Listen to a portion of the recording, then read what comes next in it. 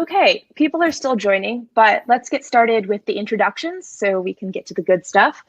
So welcome to another Chmura webinar.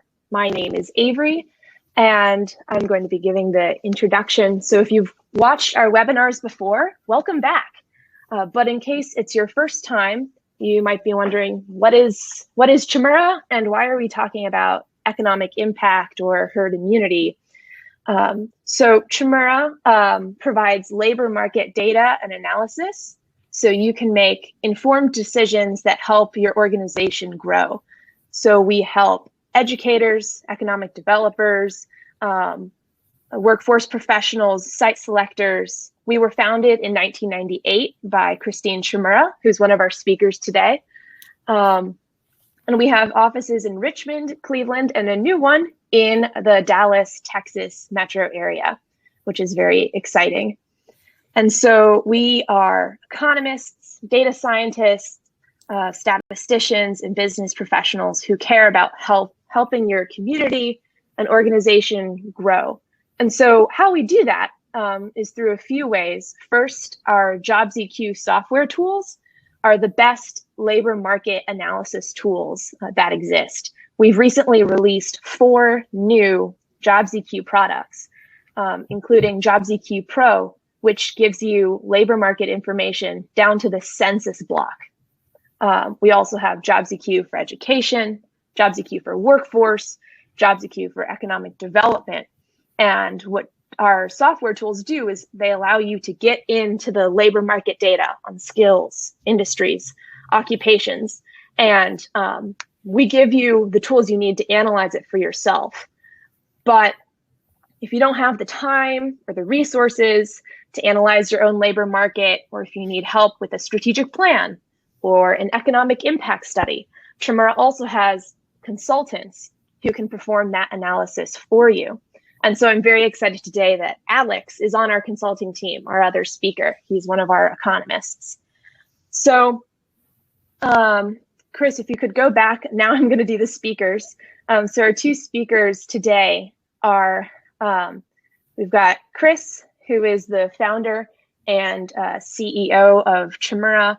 She has experience doing economic forecasting, in the banking industry, and she is one of the foremost economic forecasters in the US.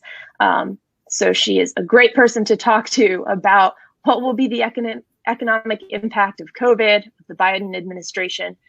And we're also joined by Alex, like I said, one of our economists on the consulting team.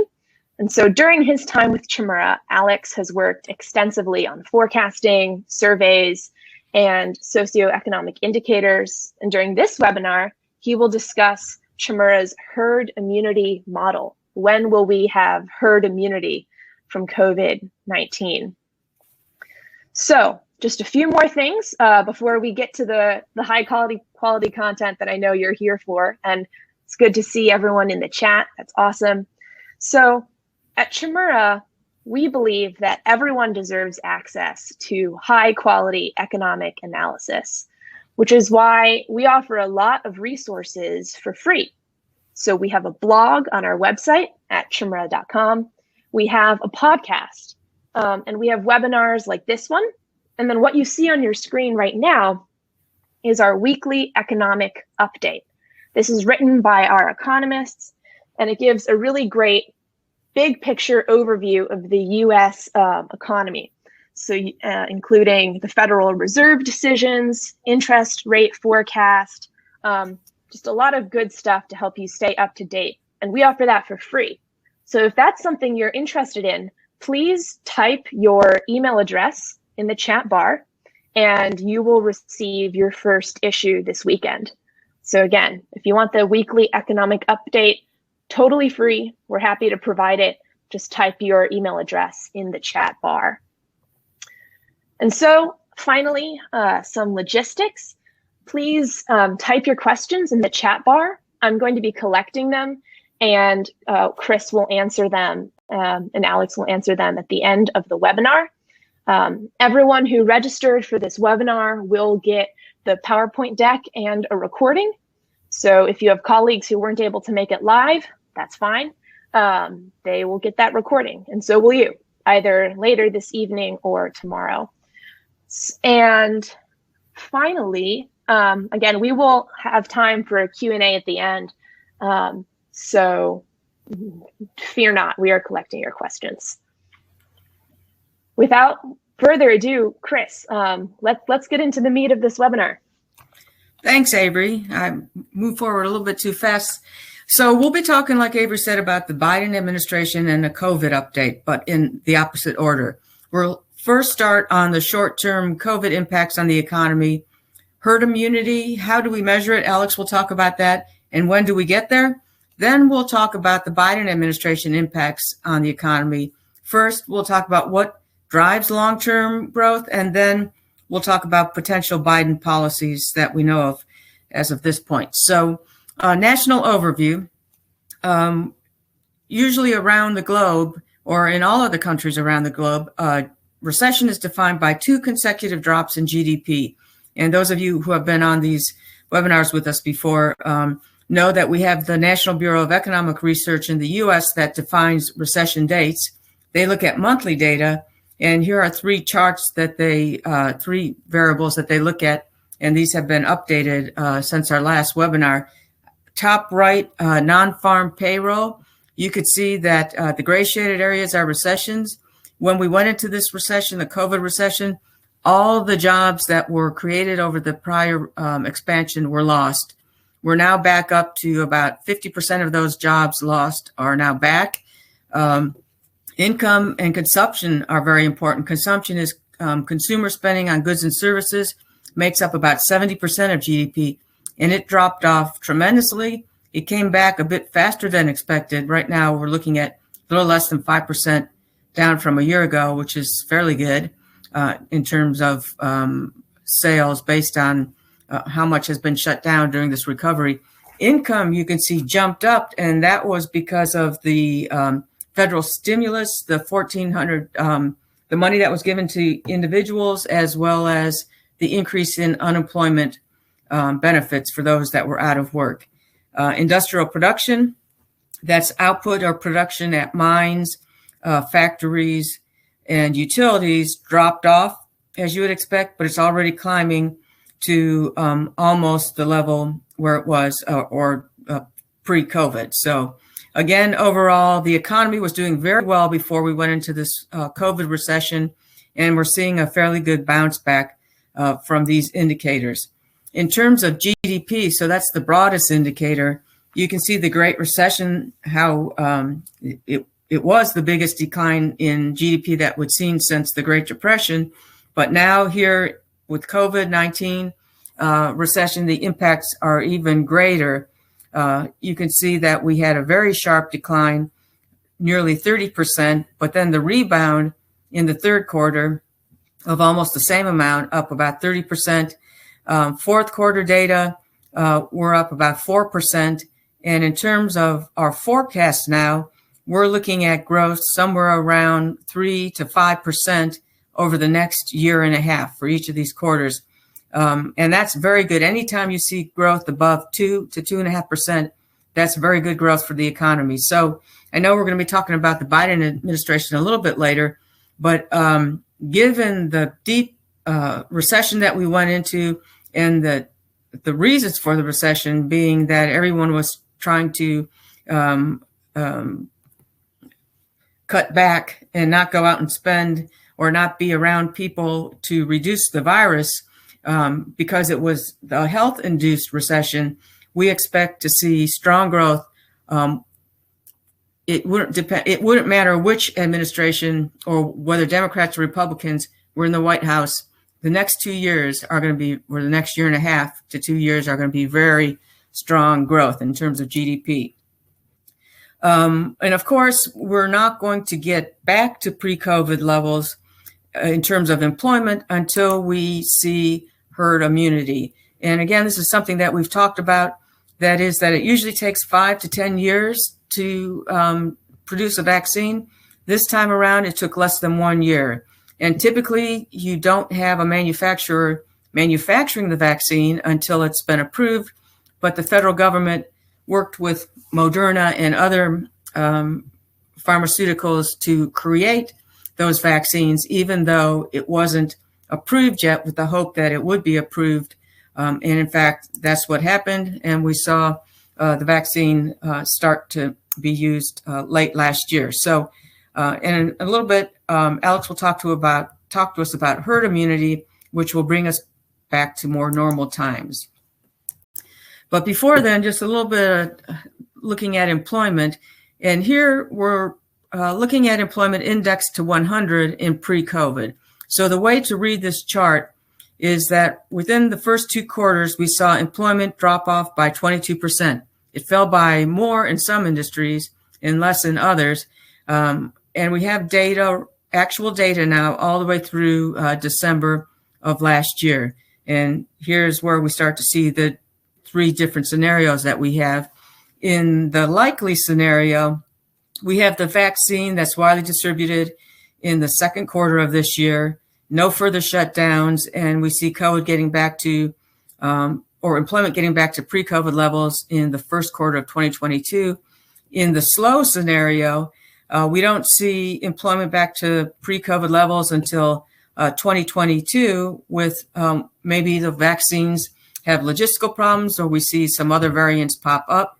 And then a likely scenario, which appears to be too optimistic, has the vaccine widely distributed in the second quarter and no further shutdowns. And that would take us to pre-COVID employment in the first quarter of 2022. And I say that's seems very unlikely, but there was an article Friday in the Wall Street Journal with one doctor saying that we'll have herd immunity by April.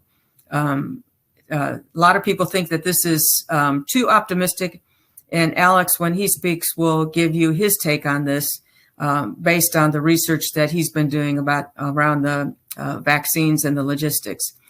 But before we get to Alex, let's take a quick look at employment recovery by industry. And here again, same as on the previous chart, we've indexed employment to 100 at pre-COVID, and we've got actual data now through December of 2020. And a couple of industries I'd like to point out, as we all know, arts and entertainment in red and accommodation have been the industries that have the hardest time in terms of seeing almost half of their employment let go. And here you see the trend of employment starting to come back. Again, here's through actual data at this point, and then our forecast for when it will get back to pre-COVID levels. This particular line in green is agriculture, forestry, and fishing. Interesting to note that it did drop off 5% in the first quarter when we went into the COVID recession, but quickly rebounded and is now 5% above pre-COVID levels in terms of employment. So that industry had a very short decline. Now peeling back some of the industries so that you can look at more detail here. In green, now I'm showing you mining, quarrying, gas extraction. You can see that fell and has been low, probably because of the low energy prices, or rather oil prices. And then you see it coming back. In red now, we're showing you other services. So this would be things like salons and barbershops, photographers. In dark blue is administrative support. These are companies that provide support to plants. They may be landscaping and that type of thing. In green here, now we're showing real estate and rental. And then on this next slide, in red, we're looking at retail trade. And notice on this one that as it comes back, in terms of the long-term forecast, we're not showing it getting back to that 100 line. And that's because we see more people that are unemployed or stay unemployed in the retail business as they shift to online purchases. Here in green, we're showing real estate and rental. And again, you can see that coming back fairly strong. On this next slide, red is now manufacturing. So you see the manufacturing industry coming back. Once we get to the COVID line, we show a little bit of a decline If we see more reshoring, then this line actually in terms of employment may go up beyond the pre-COVID levels. This yellowish color construction activity, you can see the fairly good bounce back, and it continues to grow beyond the COVID levels. Here's the 100 line. In brown, transportation and warehousing, and again, it had a shallow decline in terms of employment, and then it's rebounded to this point. Some actual data here that we're showing employment in transportation and warehousing above where it was during COVID. And then the green line, finance and insurance, a very small dip in part because many of these people could be working from home. So with that, let me turn it over to Alex to talk to you about the herd immunity model that he created and our expectations there. Thank you very much, Chris, and thank you all for being with us today. As Avery said, I'm Alex Doherty. I'm an economist with Chmura. So today I'm going to talk a little bit about the status quo, kind of where we are, and what our forecast looks like for herd immunity, what assumptions go into that forecast, and where states currently stand in our forecast. So where are we now? Well, as you've probably seen through the news, we've seen some very good news over the past several weeks. Cases are dropping. That said, we still have a ways to go. While the U.S. passed the grim milestone of 500,000 deaths attributed to COVID yesterday, we have seen this huge decrease over the past month. Medical experts are attributing this decrease to a variety of factors, including one, a return to baseline travel rates after the holidays, two, improved usage of face coverings and social distancing, three, fewer COVID tests actually being taken, and four, the very beginnings of herd immunity via those who've already been infected and those who've received the vaccine. So with the recent drop in cases, as Chris said, some rosy predictions have come out saying we're on track to reach herd immunity as early as April. Now, don't get me wrong, we all hope this is true. But while all COVID forecasts, including our own, need to be taken with an abundance of caution, this April timeline feels a bit of a reach. So to get to herd immunity as early as April, this would require several things. Chiefly, it would require an overnight ramp up to 3 million vaccines administered per day. Right now, we're hovering around 1.5 or 1.6 million administered per day. It would also require a very high proportion of the public to have already attained immunity via infection. That means that the multiplier effect from the number of COVID cases confirmed from testing to the actual number of cases would need to be extremely high. Additionally, all of these previously infected individuals would need to retain very high percentages of immunity from as early as March 2020. So many of these assumptions that go into these very early herd immunity predictions are based in the current declining trend in cases. So as we see in this chart, these cases have declined dramatically, but we see in that horizontal teal colored line that the daily infection rate is still higher than it was throughout most of the summer and fall of 2020. So are we seeing a return to pre-holiday figures coupled with the early signs of herd immunity, or are we actually much further along the path to herd immunity than the data may show? The next few weeks tracking daily cases will be very telling. So will this trend of decreasing cases continue at the current steep decline, or will they start to level off? Well, we aren't medical experts at Chmura, so we're actually using the University of Washington's Institute for Health Metrics forecasted estimated infections. Here we see their most likely projection in purple, that main purple dotted line, and additional scenarios in red and green. These are the estimated number of infections, meaning they're higher than the number of infections confirmed from testing. The University of Washington regularly updates these models with projections 3 months into the future. And these are important to include in our herd immunity model because we know that individuals infected with COVID-19 retain some level of herd immunity. So, what does herd immunity actually mean? There are various studies detailing what immunity via infection or receiving a vaccine actually does in terms of how likely you are to be infected again and how likely you are to transmit COVID to another person, even if you yourself are immune. But the accepted common understanding is that if you are immune, either via previous infection or via vaccination, you are extremely unlikely to develop serious illness, which would require hospitalization. So while COVID isn't going to be eradicated for all intents and purposes, the US will likely see a return to normal as this level of herd immunity is reached. And you can go to the next slide, Chris. Thanks.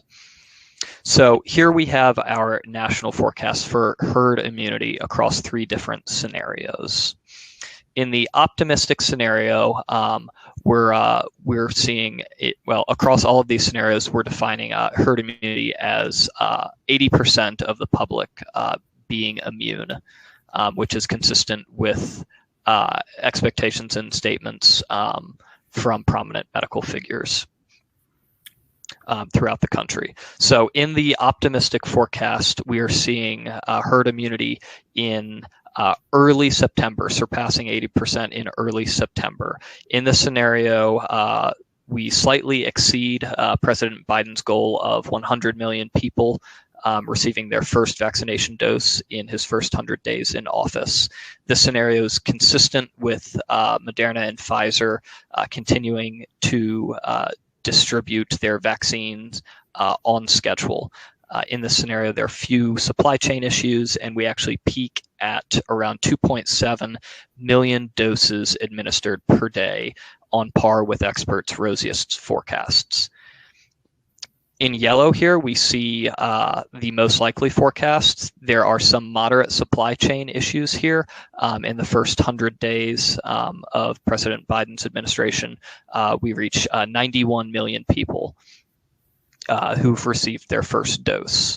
And in the pessimistic forecast, there are significant logistics issues that prevent us from really increasing our daily peak vaccination rate much higher than the current level of 1.7 million doses administered per day. So what assumptions go into our forecast? Chris, you can go. Thanks. So there were 600 million total vaccine doses purchased from Moderna and Pfizer alone. And as of February 23rd, yesterday, we've had over 44 million Americans who've received their first dose, including 20 million who've received their second dose per CDC statistics. And on average, over the past week, the U.S. has been administering about 1.6 or 1.7 million doses per day. So this rate is actually down a little bit to 1.3 or 1.4 million per day for the past couple days. However, on Friday, the CDC actually released additional guidelines on vaccination reporting. The first of which is a reclassification of federal entities to respective states, meaning that if somebody who works for the DoD in Georgia received a vaccine, they were previously classified under as being under the DoD umbrella for vaccines. Now they're also included in the Georgia statistics, which makes sense because they're part of the Georgia community.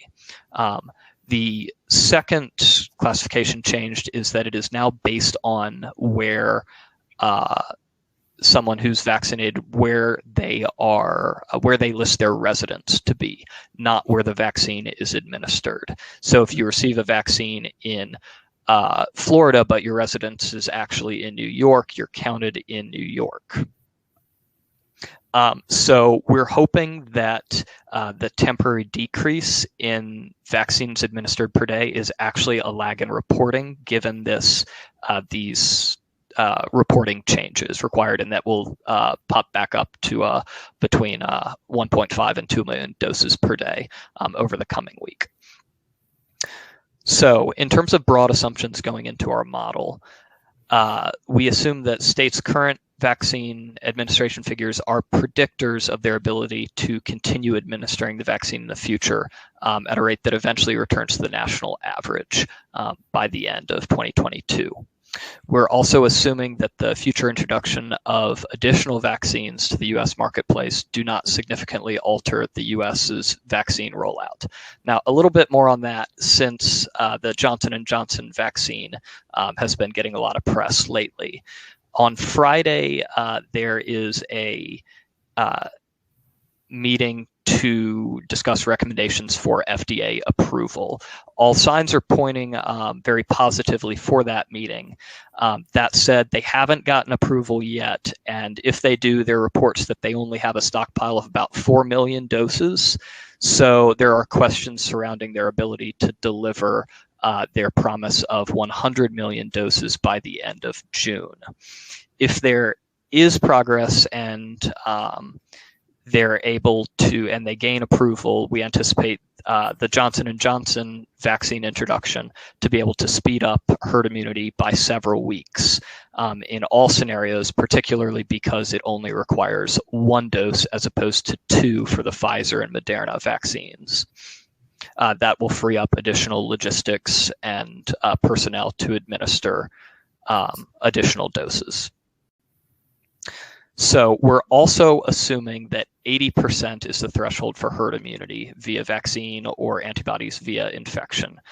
We're assuming that you retain immunity for generally at least 6 months. The most recent studies released have said that decline in antibodies and immunity via infection doesn't start to decline significantly until around 6 to 8 months after infection. Now, we're only about 11 months out from when this really hit the US, so there's not a whole lot of data on how long, if people may be immune for even longer than 8 months. So we're being conservative in our estimates there. We're also assuming that at least 80% of Americans are or will become willing to receive a vaccine over the next year or year and a half. Now, this number is a bit of a sticking point. It's been trending upwards in recent months, but it does need to continue increasing confidence in vaccines, in the vaccine, to reach herd immunity. So this is something that we are watching.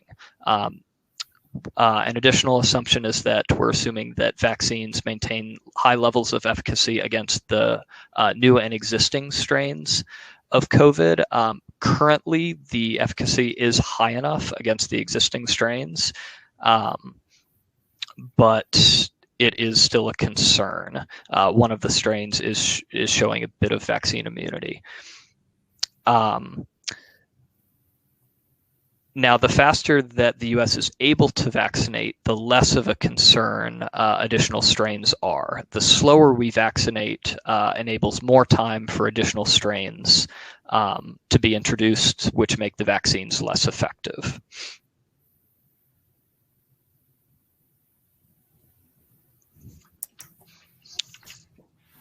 So where are the states at now? We see that Alaska is actually leading the U.S. In terms of its path towards herd immunity. We see in the states in the green here are ahead of the national average, and states in darker blue are kind of behind the national average in terms of timeline towards herd immunity. In Alaska, it's actually over 20% of the population has already received 1 dose of the vaccine, and over 10% have actually received the 2 doses. New Mexico is close behind with 20% receiving 1 dose, and then West Virginia and the Dakotas are actually doing very well as well in terms of vaccine administration. Comparing that to the U.S. average of 13% of the U.S. population has received 1 dose, and 6% have received 2 doses. So what does this timeline correspond to? When will these states actually reach herd immunity? So here we have a state-by-state timeline for the optimistic scenario. In this scenario, we see that the vast majority of states, 38 states, actually reach herd immunity in September in this optimistic scenario, with, as I said, the Dakotas, New Mexico, West Virginia, and Alaska being slightly ahead of schedule in August, and some Midwestern states, Iowa, Missouri, Illinois, and then Utah and Mississippi, Alabama, and Delaware and DC being behind schedule, not reaching herd immunity until October, and I apologize, that should say October 2021, not 2022. No need to be that concerned if you're in any of those states. That is 2021. In the next slide, we see the most likely scenario. This is similar to the optimistic scenario, but the states are a bit more spread out in terms of when they would reach that 80% herd immunity threshold. Most states would reach herd immunity in this scenario in November or December, with, once again, Utah lagging the most and Alaska being ahead of schedule the most. But regardless of when we get there, we can't be complacent. So mask up, social distance, stay positive, and test negative. Thank you very much. I'm looking forward to your questions, and I'll pass it back to Chris now. Thanks, Alex. And by the way, Alex has a blog on this that he updates periodically, and I believe we'll be seeing an update sometime this week. Okay, so just a little bit on job posts before we go to the Biden administration. And job posts, of course, are a leading indicator of employment growth.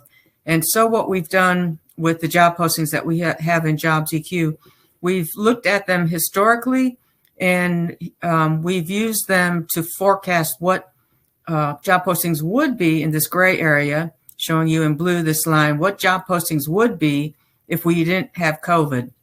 And it was fairly easy to predict because job postings are very seasonal and change based on holidays such as Christmas and Easter and other holidays. And in orange here, now you're seeing what job postings actually look like. So when we first went into the recession, you could see job postings dropped off considerably because, of course, industries were not hiring anyone because the business had dropped off. And then we saw that job postings got closer to what you would expect if we didn't have COVID, but then fell off again in the fall as we saw the virus pick back up. And here the latest data still showing quite a distance between what the job postings are now and expectations pre-COVID, suggesting again that the next unemployment data coming out will be soft as it was in the last couple of months. We've created this for the entire nation. If you went to this blog, you can click on any of these and look at it for your state. So, for example, Wisconsin is the only state where job postings are actually 12% above what you would expect during COVID times. But many of the other states, Virginia down 46%, Texas down 50%, and California down 41% from what you would expect pre-COVID. And again, you can go to our blog and read more about that. Before we go to the Biden administration, Avery, do you mind running the poll? Let's ask a question about air travel just to get a sense. This is our way of getting a sense of how you all feel about the environment right now. Air travel. Yes. All right. So everyone, you should see popping up on your screen a question. Have you flown on a plane since March 2020? Almost a year now. I'll just give it a few more seconds for people's answers to come in.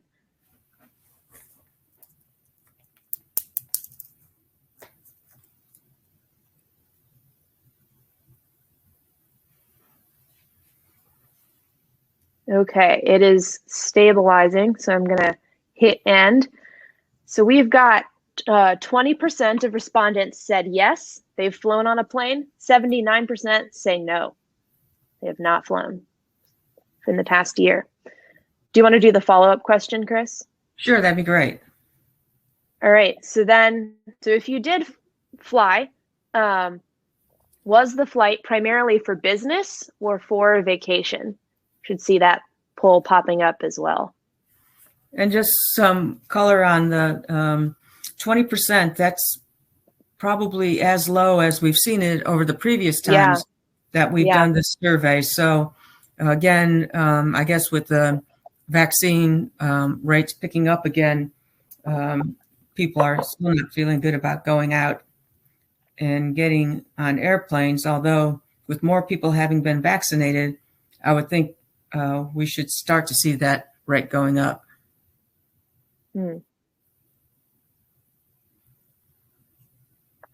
So while we let this poll linger for a bit,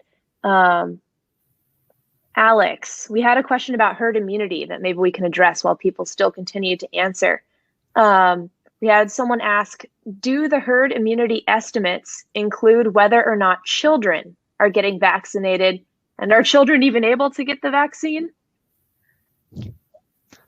Thank you, Avery. Yes, that is a good question. So I believe it's the Pfizer vaccine is approved currently for 16 and 17-year-olds, and Moderna is currently only 18 plus at the moment. I believe both are going through trials for younger teenager testings. So it is the tightest. We are assuming that it is eventually approved for children under all scenarios. It is the tightest in the optimistic scenario where we are hoping it gets approved in the summertime for children, I believe, as young as 12. Okay.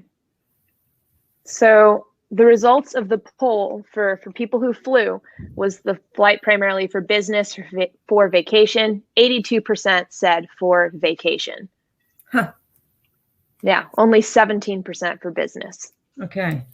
All right. Yes. So business is still being very cautious, but individuals looking like people are wanting to get out and start to live like they used to in the past. So thank you for answering those polls. And those people, the percentage was higher, I think, last time with regard to business travel. It was. Okay. Yeah, it was. Thank you. All right. So now when we look at, before we go into the Biden administration, we need to look at what drives long-term growth. And as I said earlier, it doesn't matter whether we had a Republican or a Democratic White House. Right now, the rest of this year or the second half of this year and next year promise to be very strong in terms of overall growth. And let me also say that we at Chmura, although we all go out and vote, when we do our analysis and our research, we put on our very objective viewpoints and we lay aside our political leanings. So with that, in terms of long-term growth, what we're looking at is how fast can this economy grow? That is, how fast will the Fed let this economy grow?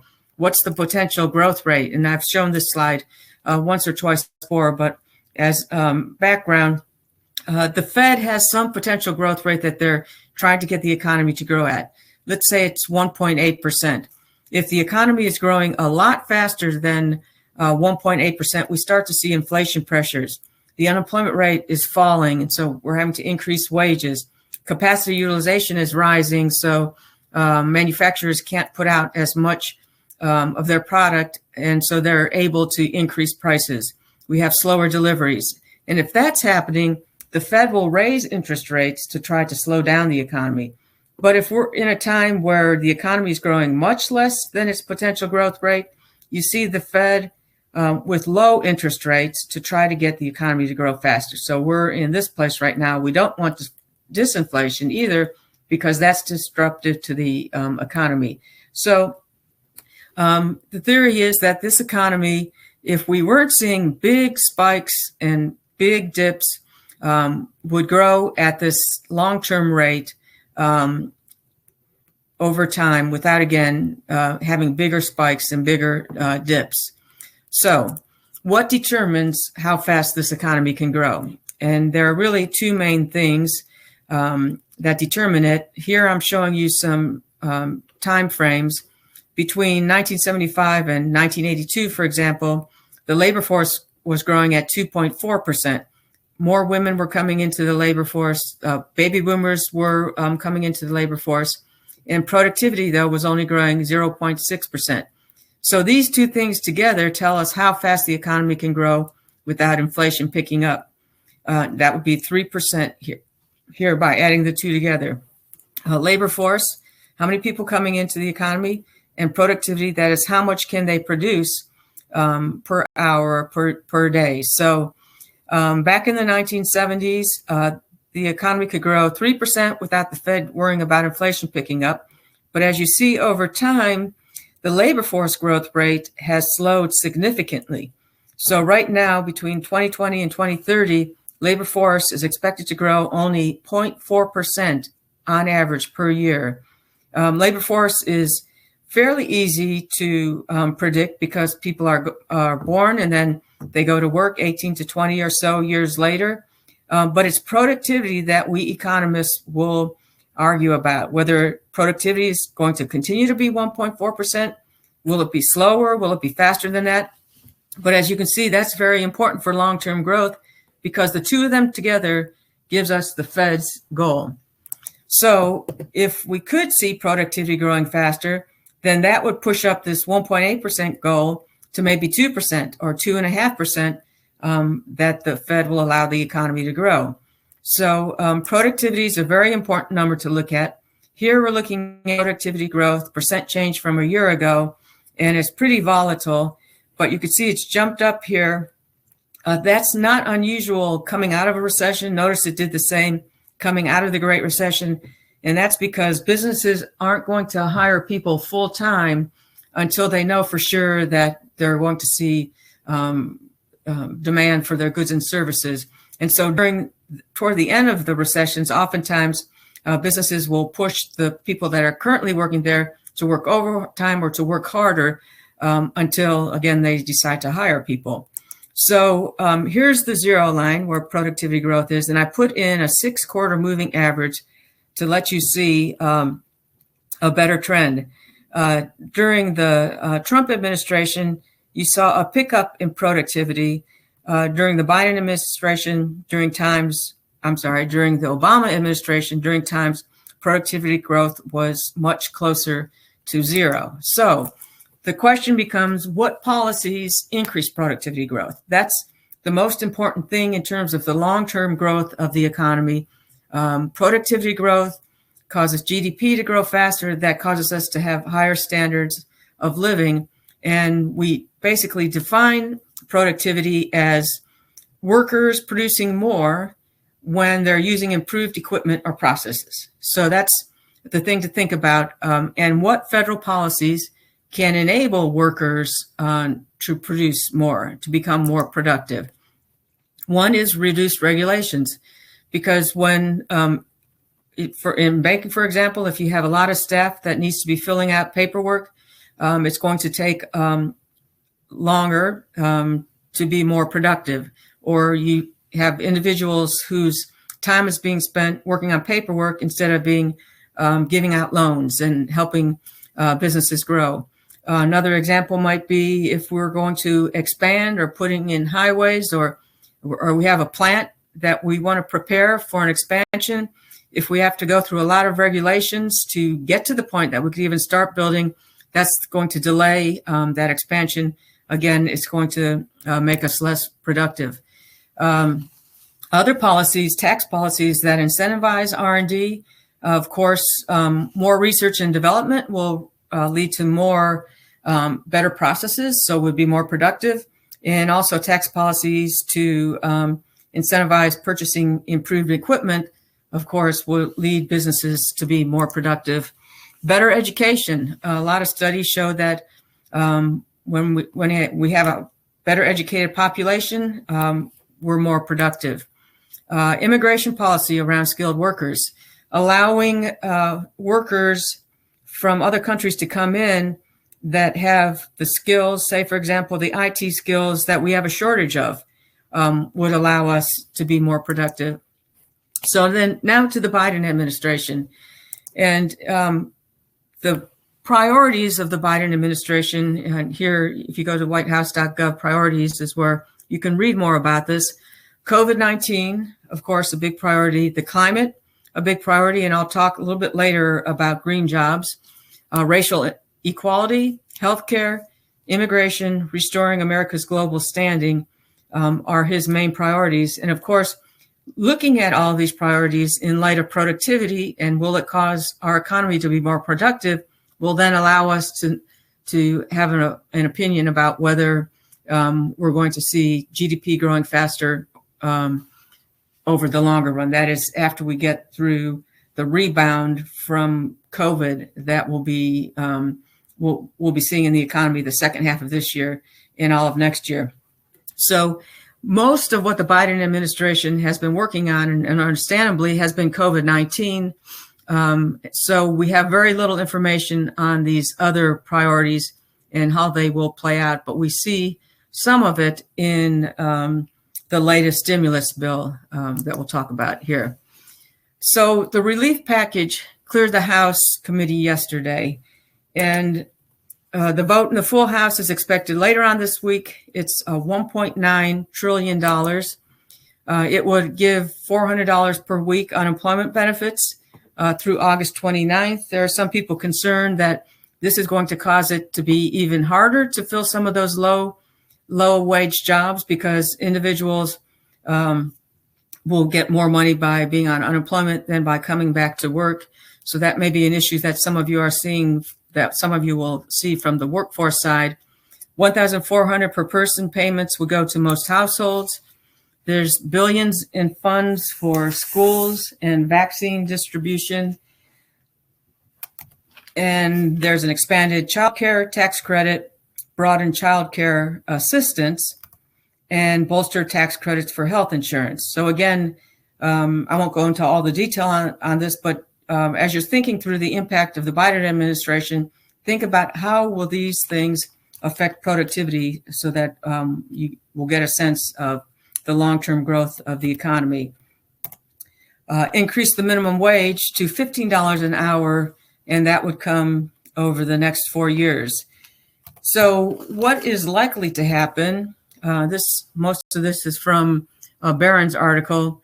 Most likely is the $1,400 in direct payments, the extension of the unemployment, and the vaccine distribution funding, infrastructure stimulus, water infrastructure, highways, broadband, green tech and building materials, and infrastructure. Clearly, if we have better highways, better airports, we'll see people spending less time traveling, and that would lead to increased productivity. Modest strengthening of the Affordable Care Act and modest tax increases. And what some people are saying is not likely is that $15 minimum wage.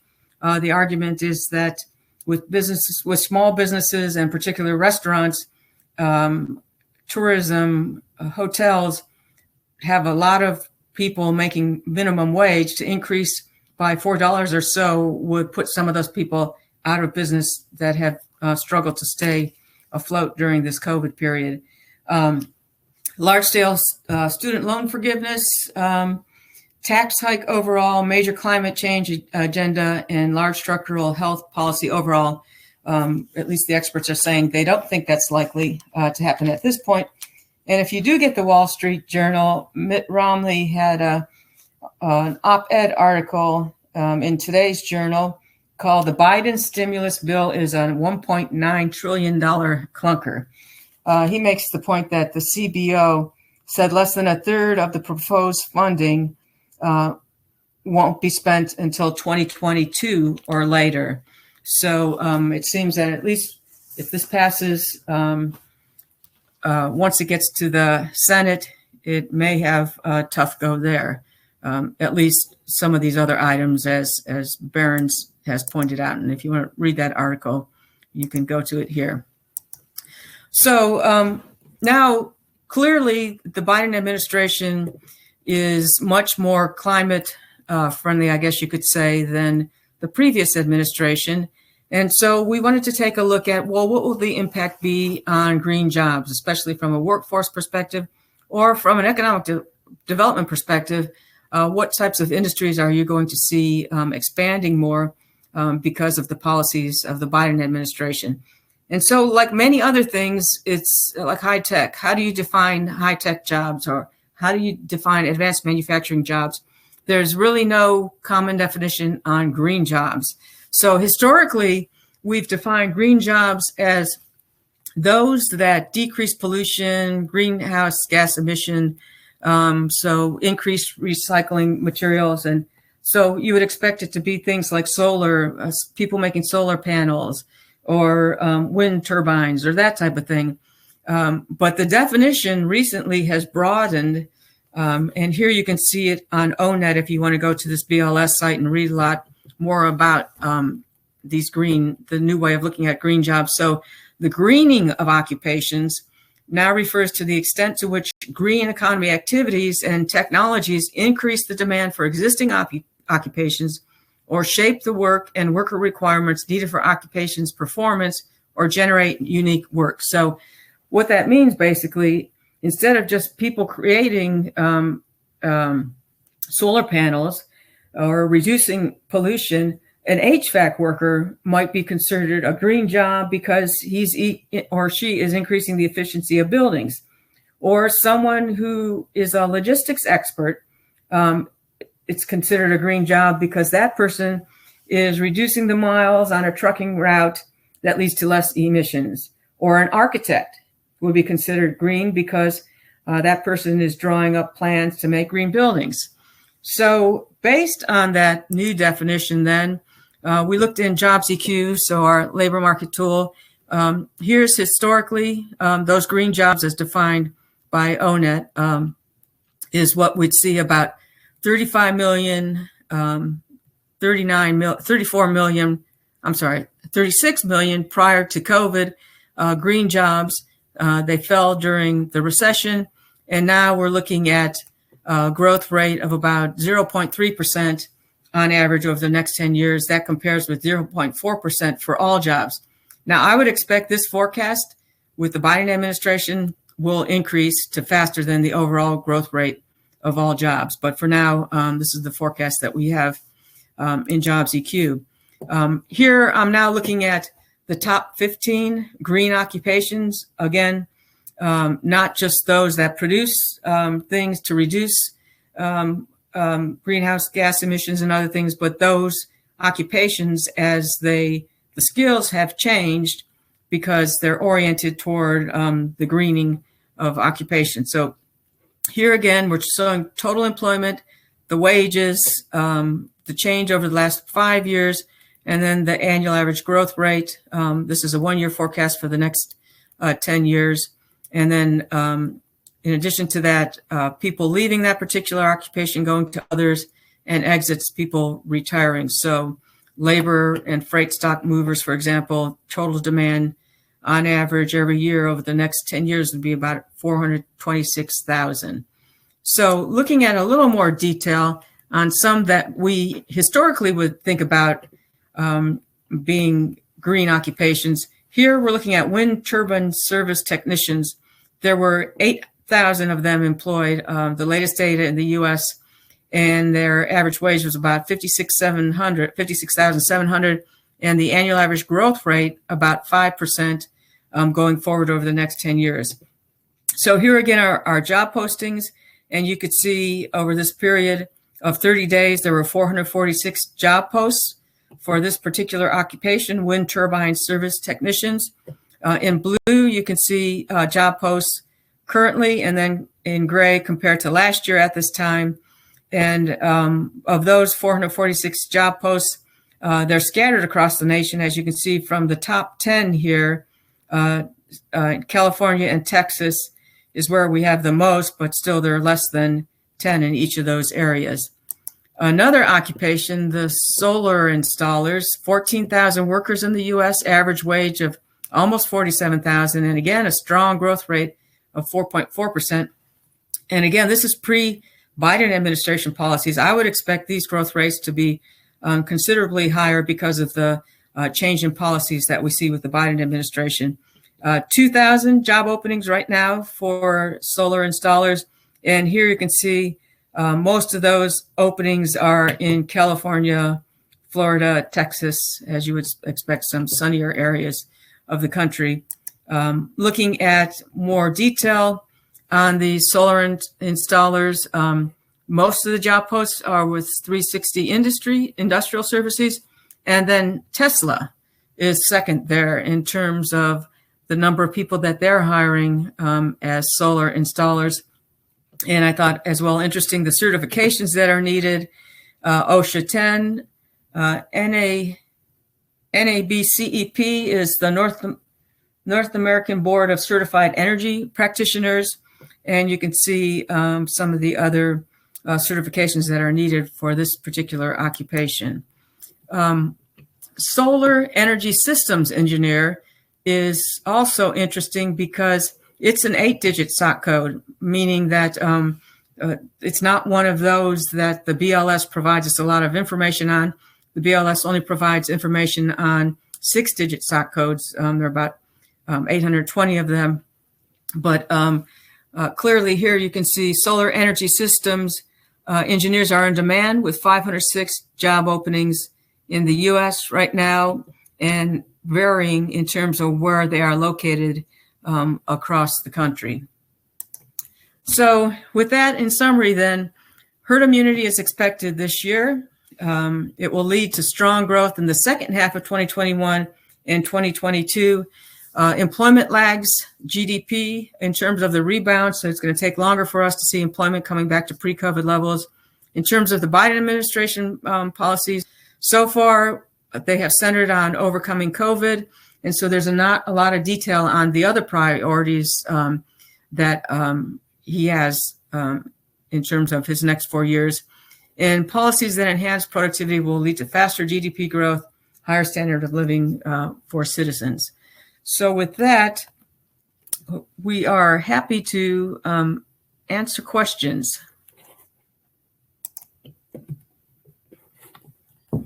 Great. So Chris, I sent you the list of questions, should be in your inbox. Okay, as we're waiting for those to come up, could we ask that question about hotels, the poll about hotels? Sure. So we've got a poll. How many days, I'm publishing it now, how many days have you stayed in a hotel over the past 3 months? And Alex, some of the questions are for you as well. Like I'm looking at one from, how do mask mandates affect herd immunity? And actually, Alex, before you answer that one, how is Wisconsin faring in terms of getting to herd immunity? Are they ahead or behind, or in the middle? Sorry, can you repeat that, Chris? Sure. Wisconsin. How is Wisconsin faring? And the reason why I'm asking that is because Mark asked the question, any thought on why Wisconsin's job postings are so high, so much higher than what we would expect during COVID? And my first thought was, I wonder if it's because Wisconsin is doing a pretty good job of vaccinating people. You are correct. Wisconsin is slightly above the national average in their vaccination rates. I saw that question. I reached out to the author of that blog, and he is actually investigating the answer to this question right now, but we don't have an answer yet. Okay, thanks, Alex. Great. So the poll, how many days have you stayed in a hotel over the past 3 months? 71% say none, which is higher than in the past, with 19% saying 1 to 5 days. I guess the past 3 months have been, the winter holidays. Right. Huh. Yeah. Okay. Disappointing, but not unexpected, given that we've seen a ramp up in the virus during this time. Did you have a follow-up to that, Avery? Was it for vacation or business? which I can run for that. Okay, that'd be great. If you stayed in a hotel, was it mostly for business or vacation? While that runs, Alex, did you see the question about Utah seems to have dismal vaccination rates? I did. Why would that be?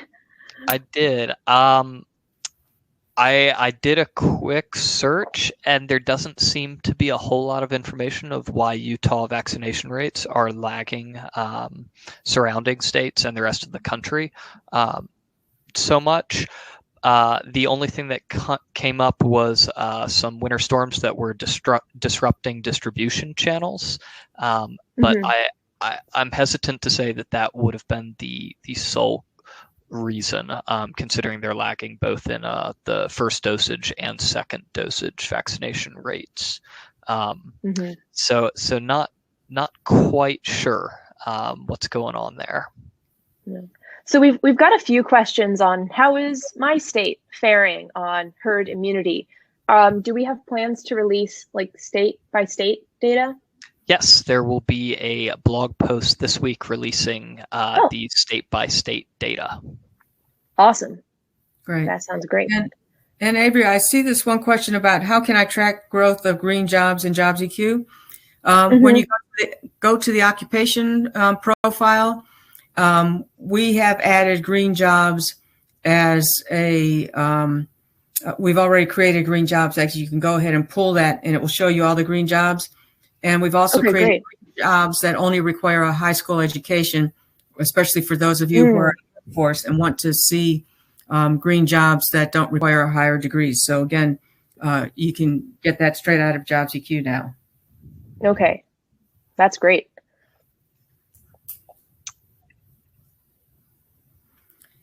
And I had another question here. How do you define a modest tax increase?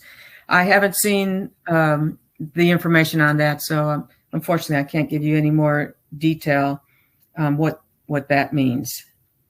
And Alex, I did see another question for you on the masks.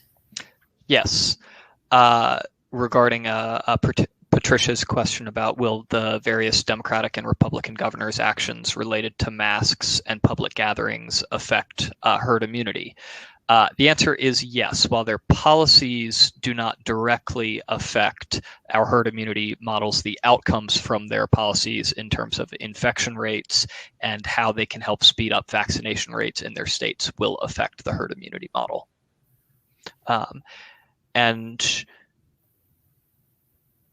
Regarding what a modest tax hike might be, the Barron's article has what might be the most likely changes include an increase to the top income tax bracket, a slight boost in the corporate tax rate, and higher capital gains taxes for inherited assets. Those are the most likely tax changes to pass according to the Barron's article. Great. Thanks, Alex. We're about a little bit over our time here, but maybe can you ask that final question about work from home as we wait and see if any other questions come in?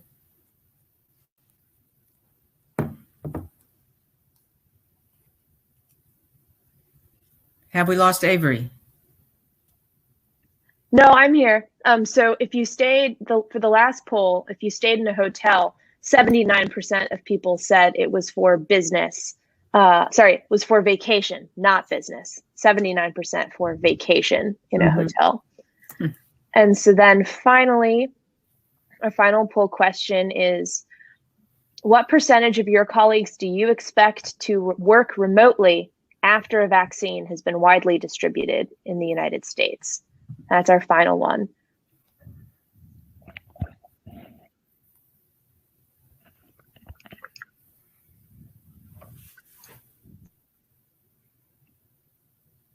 People are answering that. Okay. Any other questions? We're a little bit over our time here. Yeah, not so far. As Avery said, these slides will be available either later today or tomorrow, as well as is the webinar. And we have a question from Eric. Go ahead. Do you have an opinion on inflation in 2022 and beyond that due to the rapid increase in the M2 money supply over the past 11 months? Will this money supply increase even more with the $1.9 trillion COVID package? Yeah. I'm not going to lie, that is a bit above me. So if you could explain the question also for people like me, that would be great. Okay. M2 is the money supply. And historically, when you have more money flowing around in the economy, you see inflation going up. We've certainly seen that so far with stock prices, and we've seen that with home prices, but the Fed does not take those two items into account when they look at inflation. Stock prices are left out. Home prices, the way that gets into inflation is not through the price of homes going up, but the CPI looks at Consumer Price Index rental costs in different areas. So some economists are pointing out maybe what the Fed is looking at right now is distorted because in the larger areas, such as New York City or others, apartment prices are actually, rental prices are going down because people are leaving, but home prices are going way up. So during the Great Recession that we had maybe just a decade ago, we saw a lot of stimulus activity, but the problem was that banks were not loaning, so that money never really had that multiplier effect that you would think an M2, an increase in M2 or an increase in stimulus would cause to M2, the money supply. But yes, now more economists are starting to get worried about a pickup in inflation because of all the stimulus and money that is floating around in the economy. And I would not be surprised to see inflation getting up to around 3% or maybe even 4% going out 3 or 4 years from now. We're seeing that the inflation expectation, inflation expectations will show up in long-term yields on treasuries, and the 10-year yield has been starting to move up a bit, which could be because of the expectation that the economy's going to continue to grow, but also the expectation that we may see inflation picking up in the economy. So yes, that's an area where I'm concerned and where many economists are concerned regarding current fiscal policy impacting inflation in the future. That was a long answer, but hopefully that gave you time, or everyone else time, to respond to our last poll. Yes. So we have, for our final poll, we have 40% of people saying they expect either none to a quarter of their colleagues will continue to work remotely. And then another 35% say, somewhere between 25 to 50% of their colleagues will work remotely. Only 70% said they expect the majority, 75 to 100%, to continue to work from home. I'm sorry, what was the percent related to that? 70. So only 7% of respondents said they expected more than 75% of their colleagues to work from home. And that's kind of consistent with other surveys. The BLS, for example, asks a question every month now regarding what percentage of workers have been working from home over the last 4 weeks. And right now that number is running like about 23%. So thank you, everyone, for participating, and we'll continue to have these webinars as long as you find them useful. And so let us know if there's a special topic that you'd like us to address, and we'll try to do that. So thanks again, and please be safe, wear your masks, and go out and spend. Thank you.